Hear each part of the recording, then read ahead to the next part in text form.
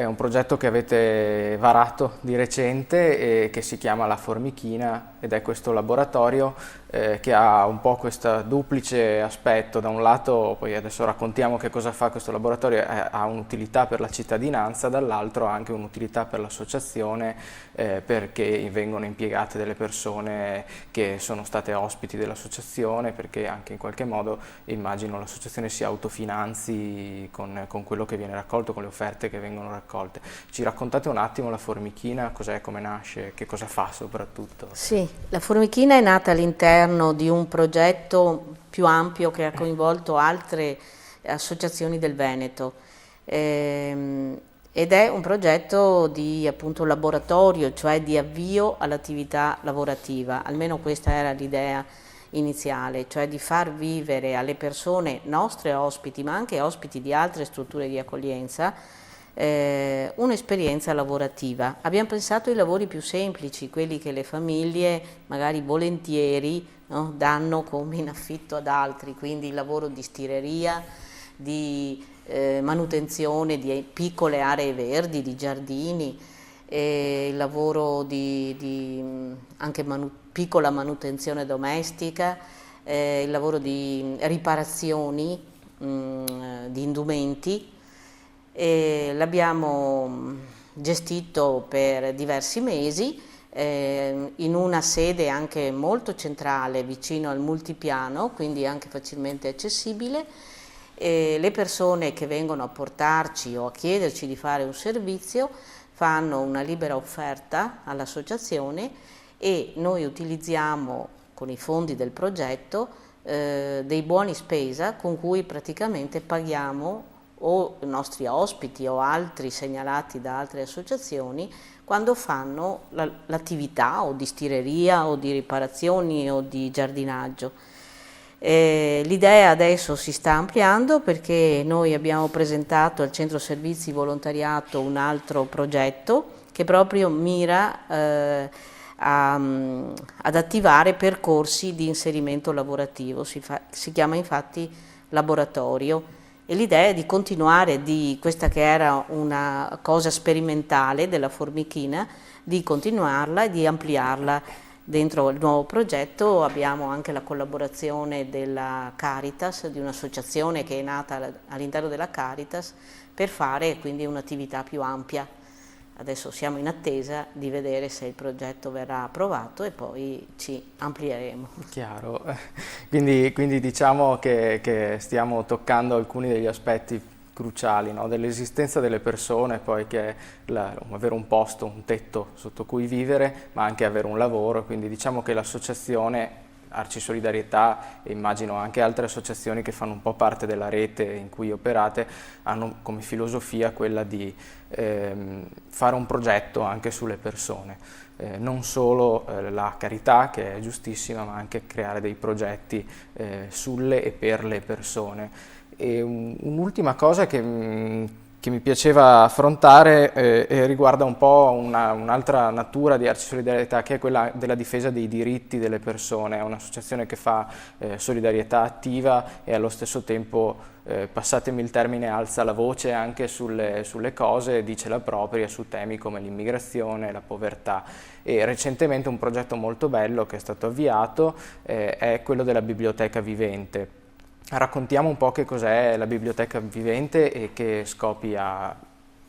Sì, la biblioteca vivente non è un'idea nostra originale, è un'idea che viene è stata sperimentata diversi anni fa, nel 2000, la prima volta in Danimarca, da un'associazione così che si occupava di diritti umani e che aveva ideato questo strumento per sviluppare il dialogo anche con persone vittime di razzismo, di violenza. E infatti usa tutta la metafora della biblioteca, per questo si chiama biblioteca vivente, in quanto i libri non sono libri di carta, ma sono delle persone che raccontano proprie esperienze di vita e incontrano in uno spazio che viene definito incontrano dei lettori.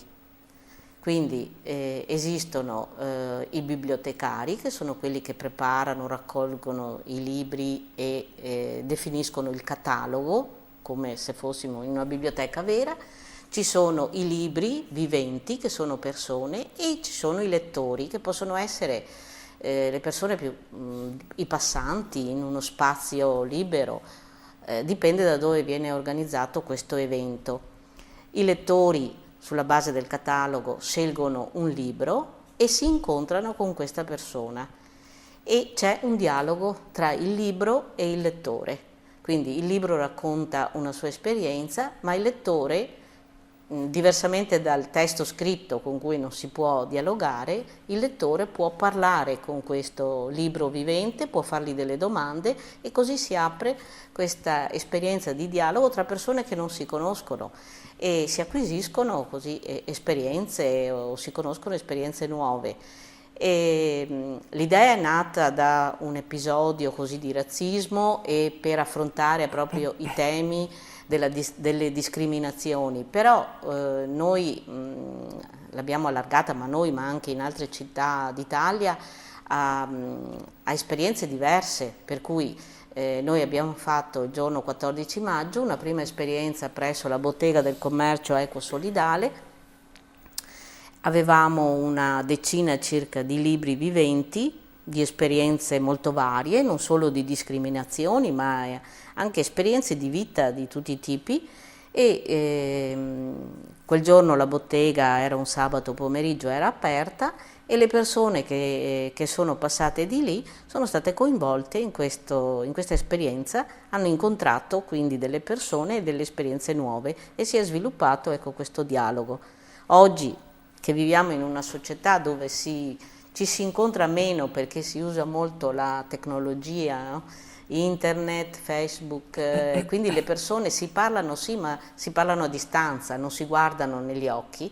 Noi riteniamo che questa sia un'esperienza molto valida per sviluppare il dialogo, la conoscenza, l'apertura verso l'altro, anche l'altro che è magari in difficoltà o che ha vissuto esperienze magari di discriminazioni o difficili. È bella la metafora del libro, se pensiamo insomma a quanto i libri spesso ci cambiano la vita, la lettura, l'appassionarsi a delle storie, ci aiuti meglio di tanti discorsi magari moralistici ad avvicinarci agli altri e superare le barriere. Adesso vado sul pratico, prossimi appuntamenti della Biblioteca Vivente, so che a giugno ne avete già in programma uno, insomma sarete un po' itineranti.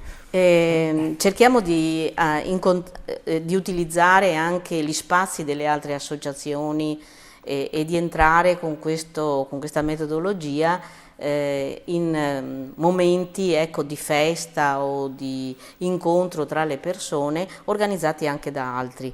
Per cui il 12 giugno, che è una domenica, nel primo pomeriggio saremo alla comunità Emmaus di Fiesso, Umbertiano, perché c'è il mercatino dell'usato una volta al mese, no? Si apre anche la domenica, il mercatino gestito dalle persone che sono accolte in questa comunità e quindi approfittiamo di questo momento di apertura del mercato per collocarci con l'evento di una biblioteca vivente nel giardino della comunità Emmaus a Fiesso, dove avremo questa il 12 giugno sarà la prossima opportunità per conoscere la biblioteca vivente e poi ci saranno tutta una serie di date che andremo a definire nel tempo. A proposito di tempo, il nostro tempo si sta scadendo, quindi io sono costretto a chiudere questa chiacchierata che in realtà appunto spero abbia fatto emergere le tante cose che fa l'associazione. Vi ringrazio di aver partecipato, grazie Mirko, grazie Donata e ringrazio anche i nostri spettatori, rinviandovi alla prossima puntata con il consueto notiziario di Spazio Volontariato in cui racconteremo altre iniziative delle associazioni della provincia di Rovigo. Grazie ancora.